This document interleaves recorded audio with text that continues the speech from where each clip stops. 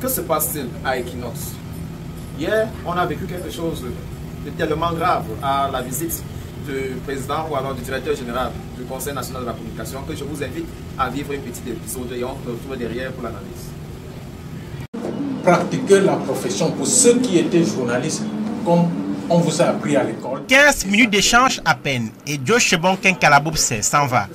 Le président du Conseil national de la communication sort subitement de la salle de rédaction où il vient d'écouter la désapprobation du groupe Equinox s'agissant des sanctions arbitraires répétitives de l'organe. Il y a des médias à Yaoundé que vous convoquez pour sanctionner, ils n'appliquent pas les sanctions. Equinox part de Douala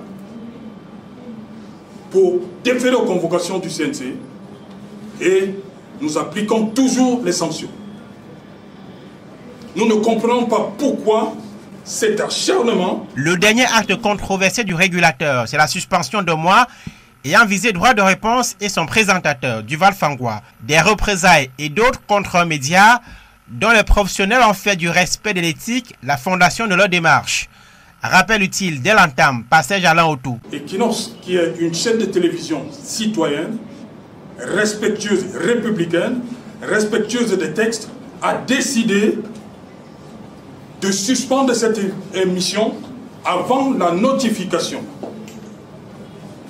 Avant la notification. 4 semaines. Une plage horaire où il y a une forte concurrence. Le CNC a décidé de nous museler.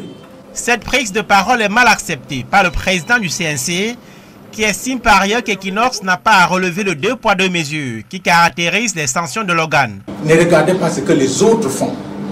Regardez ce que vous faites. Et votre manière de ce matin me dit tout. Merci. Alors. Autre grief du CNC s'agissant du déroulement de cette visite, la gestion du temps. L'équipe du conseil qui s'estime avoir été froissée s'est présentée à 12h15 sans aviser pour une visite fixée officiellement à 13h. Nous lui faisons savoir par les vigiles que nous avons prévu effectivement l'accueil à 13h et que toutes les dispositions sont prises pour qu'il soit accueilli dans les délais. C'est pour cela qu'on le fait patienter. Que dès 13h, on va vous recevoir. Mais mieux que ça, à 12h50, nous sommes sortis le recevoir. On a souhaité accueillir le président du CNC et sa délégation. Malheureusement, il est resté dans sa voiture. Depuis 2018, ce sont au moins une dizaine de convocations du Conseil national de la communication servi au groupe Equinox, dont le traitement de l'information fait la part belle au recoupement, à l'équilibre et à la participation à la cohésion sociale au Cameroun. Des valeurs éthiques et républicaines qui n'ont pas empêché au CNC de censurer le programme 237 le débat, récemment repositionné après la suspension de droit de réponse. Lors de la dernière visite du ministre de la Communication, dans nos locaux, ici même, à la salle de rédaction, j'ai retenu quelque chose qu'il a dit. Mes chers amis d'Equinox, restez professionnels. J'apprécie ce que vous faites. Je suis serein.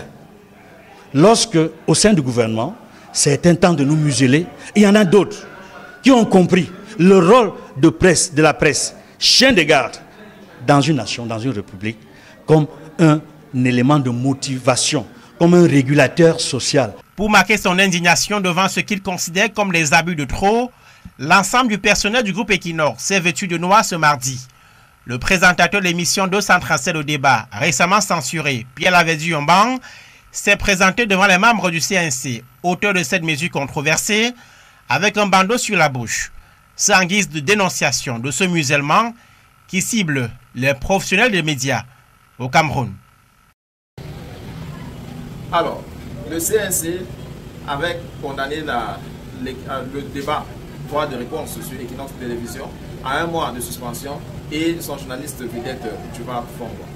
Et cet épisode, cette sanction venait à quelques temps après de multiples actes d'intimidation selon le média qui dit qu'au-delà de la vérité, eh bien, ils rendent compte. Et donc, à l'arrivée du président ou alors directeur général du CNC, Joe Chebonken, eh bien, les autorités de cette chaîne-là ont présenté leur doléance en disant qu'ils étaient en deuil parce que leur média est pratiquement ciblé. pour l'occasion, ils étaient habillés en noir. Et le journaliste de 237 de débat a fait son entrée après. Eh bien, les autorités du CNC ont vu pratiquement la mise en scène de la réception comme des actes de défiance et ont aussitôt quitté les lieux. Ce qui est un peu contraire sur ce qu'ils ont fait ailleurs, notamment à Vision 4, à Info TV, où ils sont allés sereinement entretenir des échanges avec les responsables de ces médias-là et ils sont partis en produisant des conseils. Il faut retenir que ce n'est pas la première fois que Equinox est ciblé ou alors est sur le coup d'une sanction, ni ce n'est pas également la première fois qu'un journaliste vedette est mis en difficulté. C'était déjà le cas en 2022, avec 2022-2023 si je ne m'abuse, avec Cédric Mufele. À l'époque, il était rédacteur en chef de cette chaîne. La Equinox a cette particularité-là qu'elle traite l'information de façon particulière. C'est-à-dire les journalistes sont plus ou moins très engagés à aller au fond des affaires et vider le contenu, quitte à ce que la population ait la bonne information. Et nulle part dans le monde est-ce qu'on peut réussir cette lourde mission sans se faire attirer des jaloux. Parce qu'en réalité, la politique a des choses qu'elle masque selon sa compétence. Et donc, être sera-là qui va creuser des informations susceptibles à nuire à l'autorité, selon sa philosophie de gouvernance, peut souvent attirer de la malédiction, bien des sanctions, comme ce que Equinox est en train de vivre. Donc, sur un plan réaliste, on va dire en réalité que Equinox souffre de ses propres germes, c'est-à-dire son éditorialiste, sa vision de la télévision va pratiquement à l'encontre de ce que l'État pourrait souhaiter. Et certains pourront économiser l'aspect tribu, mais elle n'est pas la moindre. Dans un pays où beaucoup de thèses ont été déjà développées pour accabler un certain tribu, ou alors pour essayer de anéantir les efforts d'un certain tribu, parce que ce tribu-là a déjà le pouvoir économique et ne devrait pas contrôler d'autres formes de pouvoir. Donc, voilà, à notre avis, quelques aspects structurels que Equinox peut être en train de vivre dans le plan de son étymologie, de son existence, de sa façon d'être perçu par le pouvoir public. Le contexte qui nous suit est celui de 2025 où on aura des élections présidentielles. Et à la veille de chaque élection, Equinox a toujours joué des rôles assez grands. Vous allez par exemple prendre le cas des inscriptions sur les listes électorales qui est aujourd'hui passé à plus de 8000 selon les derniers chiffres du responsable de l'ECAN, le docteur Éric Soussé.